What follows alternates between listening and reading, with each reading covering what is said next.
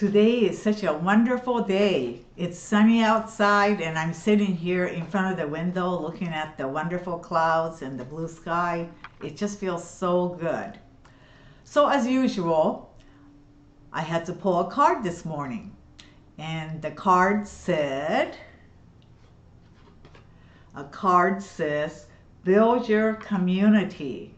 And you know, it's really amazing when I read, just get these little cues like this, then it just makes my mind just go all over, and I come up with some idea which that comes strictly from this card.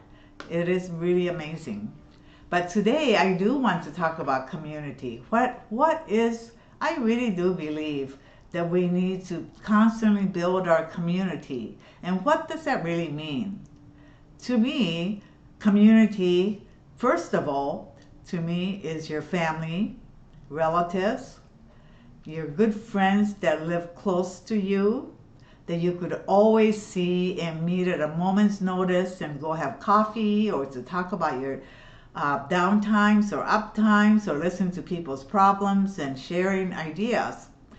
And it is just wonderful that, you know, I'm sure that most of us have those kinds of community around us.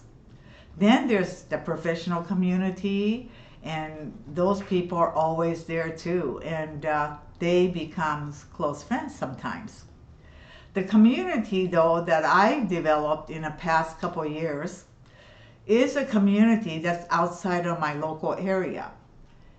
And I had this longing to find some people to connect to that I could talk about art and creativity and people who were actually professional artists and musicians and different people of that sort that I could connect with. And there was a woman that I really admired on the internet, and I loved her work, I loved her artwork, and I was always looking at what she was doing. And then one day, I don't know what happened, but I got on her mailing list. I think it's because maybe I bought something from her, and I was invited to her Facebook community.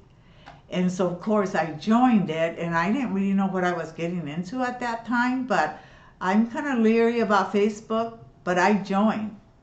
And there I just found this whole community of people that they were artists mainly, and they were creative artists who were trying to share their art more in the world. They were trying to really actually make their art their business.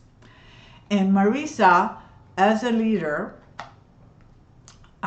just brought everybody along into this warm home, and we would meet once a week, and it always started out with such uplifting ideas, and you know, everybody's just felt so good and confident after being in one of these meetings with Marisa, that it just kind of grows on you, and you become really close to a lot of the people that's in this community.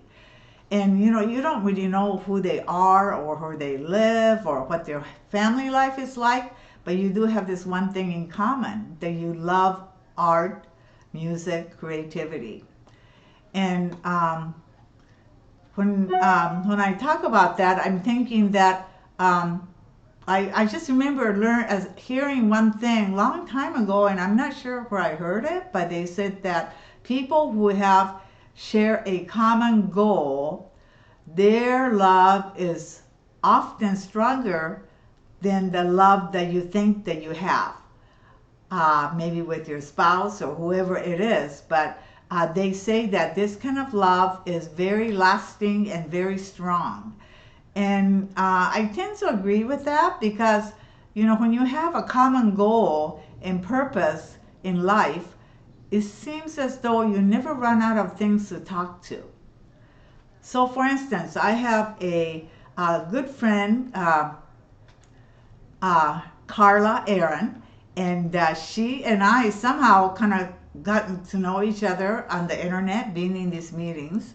And then we just start to communicate at our own. And we always keep each other going. So we always say, how are you doing? If we haven't heard from each other for a while, somebody keeps in touch. And then somebody has a question, and the other person could help out with whatever the questions that you have. And it's been a really, really wonderful relationship. So, Carla, thank you so much for your support. And getting back to Marisa, she was a person who worked in a corporate world, and she gave it up because she wanted to be an artist and a business owner. And since then, I know that's a very tough thing to do, because I know I'm a business owner and I know how tough it is to support my business, but I can't imagine trying to support a business made from art. But Marisa did it. She's tried everything. She's gone through her ups and downs, and she survived. And because she was always keeping on top of the world, moving into new areas and trying new things, and she was never afraid.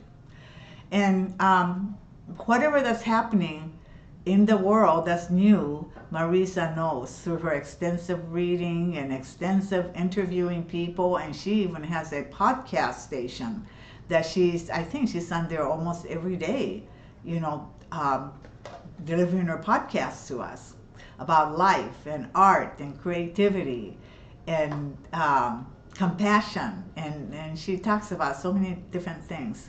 But today, I wanted to show you what Carla's latest project is. And I just got her email, and I just ordered a couple myself, because she's making these face masks from her fabrics, and she is also a fabric designer.